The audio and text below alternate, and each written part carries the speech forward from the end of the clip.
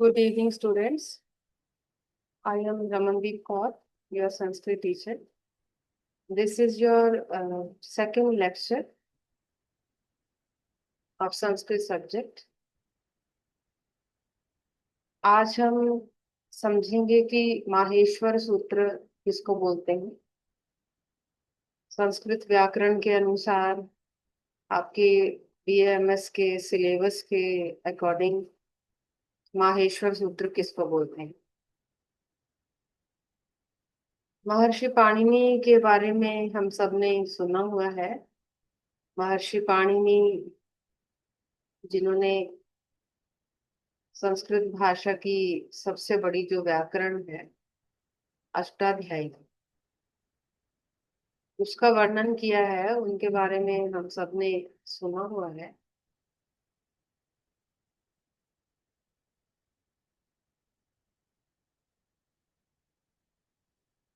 और महर्षि पाणिनि की जो व्याकरण है उसके अंदर सबसे पहले उसको समझने के लिए माहेश्वर सूत्रों को जानना पड़ता है। माहेश्वर सूत्र क्या है? कुछ लोग इन्हें महादेव सूत्र कहकर भी संबोधित करते हैं। सबसे पहले हम चर्चा करेंगे इस विषय पर कि महादेव सूत्र जो है वो दो प्रकार के होते हैं। संस्कृत व्याकरण में इन्हें माहेश्वर सूत्र बोलते हैं और शैव दर्शन में इनकी संख्या 77 होती है। और शैव दर्शन में जो शिव सूत्र है वो शैव दर्शन के सिद्धांतों के बारे में वर्णन करते हैं। किंतु जब हम संस्कृत व्याकरण को समझने के लिए माहेश्वर सूत्रों की बात करते हैं तो वो संख्या में 14 सूत्र होते हैं। तो यहाँ पर जो आपके बीएमएस फर्स्ट ईयर के सिलेबस में माहेश्वर सूत्र का वर्णन मिलता है। माहेश्वर सूत्र क्या है? भगवान शिव जो है, महर्षि पाणिनि भगवान शिव की उपासना करते थे। जैसे हम सब भी जानते हैं कि जितनी भी इस सृष्टि में कलाओं की उत्पत्ति हुई वो भगवान शिव के द्वारा ही हुई। इसीलिए भगवान शिव का एक नाम नटराज उन्हें कहा जाता है। और महर्षि पाणिनि भगवान शिव के उपासक थे, उन्हीं के अनन्य भक्त रहे।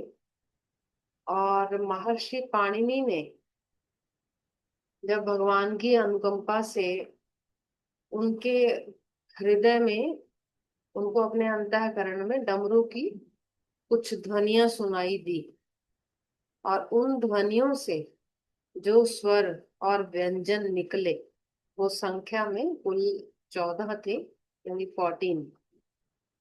और उन्हीं से आगे माहेश्वर सूत्रों का निर्माण हुआ।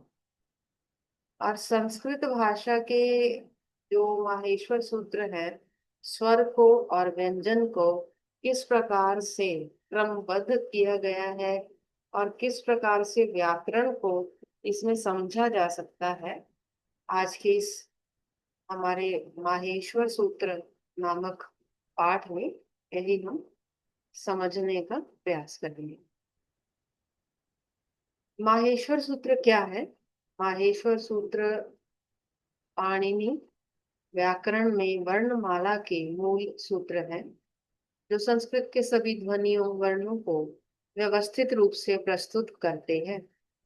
ये सूत्र भगवान शिव के डमरू से उत्पन्न माना जाता है, इसलिए इन्हें माहेश्वर कहा जाता है।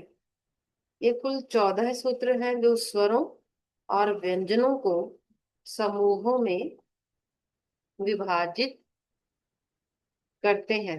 इसका उदाहरण है अ ई। सबसे पहला जो इन्होंने सूत्र दिया है अ ई उ अण। फिर उसके बाद दूसरा दिया है री री और क के पैर में हलंत। तीसरा है ए ओ और अंग। फिर है बड़ी ए औ और च। फिर अगला सूत्र है ह य व र और ट। तदुपरांत है ल और अण। उसके बाद है अन, म, ड, न, न और म। फिर है झ, ह और न। फिर घ, ढ, ध और षटकोण वाला श। उसके बाद है ज, ब, ग, ड, द और शेर वाला श। ख, फ, छ, ठ, थ, च, ट, त, व। अगला है क, प, य। फिर है श, फिर षटकोण वाला श, स, सेब वाला, और फिर है र। अंतिम सूत्र है ह और ल। इन सूत्रों में प्रत्येक वर्ण का उच्चारण, स्थान और प्रयत्न निहित है। अब इन माहेश्वर सूत्रों के जो उच्चारण के स्थान है, हमारे मुख से, हमारे कंठ से जिस तरह से इनको उच्चारण करते हैं, वो क्या है? सबसे पहले जो चार सूत्र है वो स्वरों को दर्शाते हैं, और उसके बाद के जो अगले 10 सूत्र हैं वो व्यंजन को दर्शाते हैं। सबसे पहले जो आए हैं स्वर वो है कंठ, यानी गले से। अ, आ, क, ख, ग, घ, ग और अ। फिर है तालु को छू कर जो बोलने वाले स्वर हैं, जैसे ई, बड़ी ई, च, छ, ज, झ, न, य, श। जब आप बोलकर देखेंगे तो ये तालु का स्पर्श इसमें होता है। फिर है मूर्धा, यानी मस्तक का ऊपरी भाग। री, ऋ, री, ट, ठ, ड, ढ, अण, र, श। उसके बाद आगे दंताहा, दांतों को छू कर जो शब्द हम बोलने का प्रयास करते हैं, जैसे री, त, थ, द, ध, न, ल और स। उसके बाद आ गए जो हमारे होठों से, हमारे ओष्ठों से, अधरों से जो शब्द बोले जाते हैं। ओष्ठ, होंठ, उ, बड़ा उ, प, फ, ब, भ, म। फिर है नासिका से बोले जाने वाले वर्ण, अंगा, न, ण, न, म, जो नासिका के स्पर्श से बोली जाने वाली ध्वनियां हैं। फिर है कंठ तालु, गला और तालु दोनों के स्पर्श से जो बोले जाते हैं, जैसे छोटी ए और बड़ी ए, जिसके द्वारा हम ऐरावत, ऐनक इत्यादि शब्दों को हिंदी भाषा में लिखते हैं। फिर है कंठोष्ठम, गला और होठ, ओ और औ। प्रत्येक वर्ण का उच्चारण उसके स्थान के आधार पर विशिष्ट होता है। ये हुए जो हमारे कंठ से, तालु से, मूर्धा से, ओष्ठ से, नासिका से, कंठ और तालु दोनों से, या फिर कंठोष्ठम, गला और होंठ दोनों से स्पृष्ट होकर जो स्वर अथवा व्यंजन हमने बोले। इसके बाद आ गए हैं बाह्य प्रयत्नानी, यानी कि बाह्य प्रयत्न से जो शब्द, जो स्वर अथवा व्यंजन बोले जाते हैं उन्हें बोलते हैं बाह्य प्रयत्नानी। बाह्य प्रयत्न क्या है? बाह्य प्रयत्न वर्णों के उच्चारण में बाहर से किए जाने वाले प्रयास को कहते हैं। ये निम्न है। जैसे पहला इन्होंने दिया है विवारह, यानी कि इन स्वरों को बोलते समय मुंह खुला रहता है, जैसे अ, आ, ई आदि में हमारा मुख खुला रहता है। उसके बाद है सन्नादः, नाद युक्त, ध्वनि में कंपन होता है, जैसे स्वर और सोनोरेंट व्यंजन। ये क्या है? य, र, ल, व। इन व्यंजनों को बोलते समय ध्वनि में कंपन होता है। उसके बाद है स्पृष्टः, जिसमें स्पर्श होता है, जीभ उच्चारण स्थान को छूती है, जैसे क, ख, ग में उच्चारण स्थान को हमारी जीवा छू रही है। इसके बाद है ईषत् स्पृष्टः, यानी हल्का स्पर्श होता है, जैसे य, र, ल, व। जिह्वा का स्पर्श तो है, लेकिन हल्का सा स्पर्श होकर हमारी जिह्वा वापिस मुख में आ रही है, इसलिए ये ईषत् स्पृष्टः की श्रेणी में आते हैं। इसके बाद आता है ईषद् विवृतः। ये ईषद् विवृतः क्या है? जिसमें मुंह थोड़ा सा हल्का खुला रहता है, जैसे ह। ह में हमारा मुख थोड़ा सा खुला हुआ रहता है। फिर आ गया संवृतः, जिसमें मुंह बंद रहता है, जैसे म, न। इसमें हमारा मुख बंद रहेगा।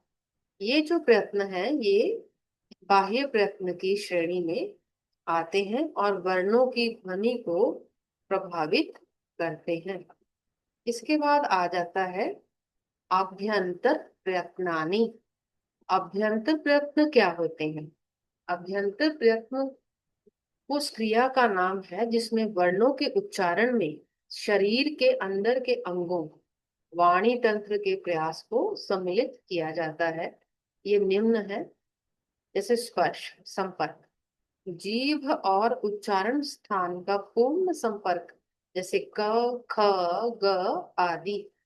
उसके बाद है उपस्पर्श, निकट संपर्क, हल्का संपर्क, जैसे च, छ, ज इत्यादि में। फिर है नाद, जिन स्वरों और अनुनासिक ध्वनियों में गूंज एक कंपन पैदा होता है, जैसे अ, आ, म, न। फिर उसके बाद है घोषः, सनाद, कंठ से कंपन, जैसे ग, घ, ज, झ, द, घ, प और प। फिर है अघोषः, बिना नाद के, बिना कंपन के ध्वनि, जैसे क, ख, च, छ, त और ह। फिर है अल्प प्राणः, जिसमें कम श्वास भरते साथ में, कम श्वास को भरते हुए उसके साथ एक उच्चारण करते हैं, जैसे क, ख, च और ज। फिर है महाप्राणः, यानी जिसमें बोलते समय अधिक श्वास भरी जाती है, अधिक श्वास के साथ उच्चारण, जैसे ख, घ, छ और छ। ये प्रयत्न वर्णों के स्वरूप और उच्चारण को परिभाषित करते हैं।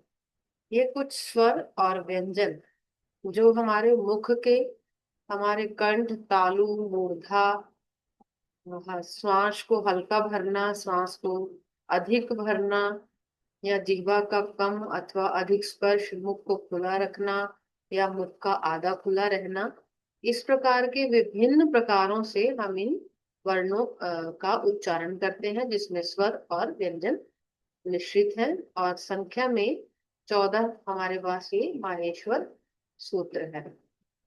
तो संस्कृत वर्णों का जो परिचय है वो माहेश्वर सूत्रों से होता है। संस्कृत व्याकरण में जो उच्चारण स्थान, बाह्य प्रयत्न और आभ्यंतर प्रयत्न के आधार पर वर्गीकृत होते हैं।